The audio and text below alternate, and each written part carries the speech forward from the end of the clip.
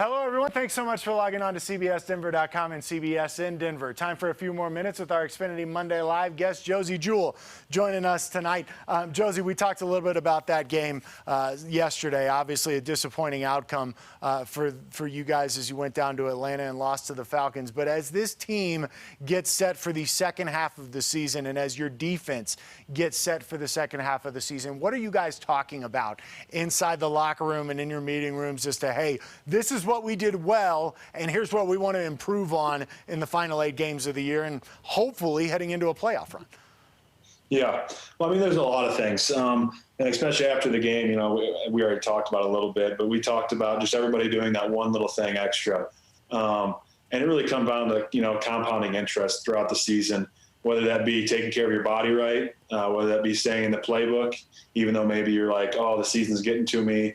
It's a long season and stuff like that. So everybody needs to be able to stay intact and be able to finish the year out right. And the thing is we still need to put together a 4-quarter game. And I think that's the biggest thing so far. And especially, I mean, it's not even offense or defense. It's both of us. We've given up too many points at times, and we just need to be consistent. I mean, we've had great games talking on the defense. We've had great games against the run defense, and then we've had great games for the pass. And it seems like we have yet to put those perfectly together. And especially with the guys we got, I think we can put those together quite well. I think it's going to get really exciting these next couple of games, especially with us being able to, feel each other out more and being able to feel more confident with each other. Hey, Josey, you guys don't ever make excuses, but given this year, given the injuries, given the coronavirus, how difficult is it when you guys are playing with guys that you're not familiar with, when you find out on Sunday morning Bryce Callahan's not going to be able to go? So now you've got Michael Ojemudia on one side, Harris on the other side, a bunch of young guys. And as one of the key guys in there, how difficult is that to make sure that everybody's on the same page each and every play? Yeah, I mean, there's a lot of communication with everybody, whether it be, your D-line in front of you. There's a lot of me and AJ shifting them around, moving gaps.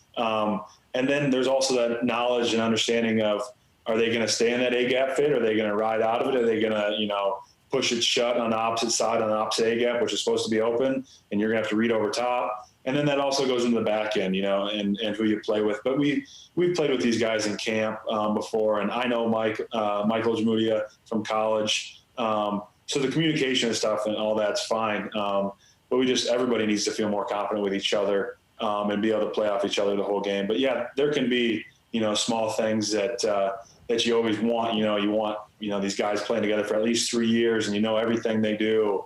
But that's just kind of never going to happen. So especially in the NFL, yeah, that's a wild thing to see. So we're just moving along with the strides and all the punches, and that's all you can do is try to give it your best. And whoever's going to be out there, we know they're kicking butt and trying their hardest. Hey, Josey, we talked about the new stadium there in Vegas and no longer playing in the black hole. When you go into a new stadium like you're going to go into on Sunday, do you at least take a second to look around and say, oh, wow, this is cool, or do you just ignore it altogether?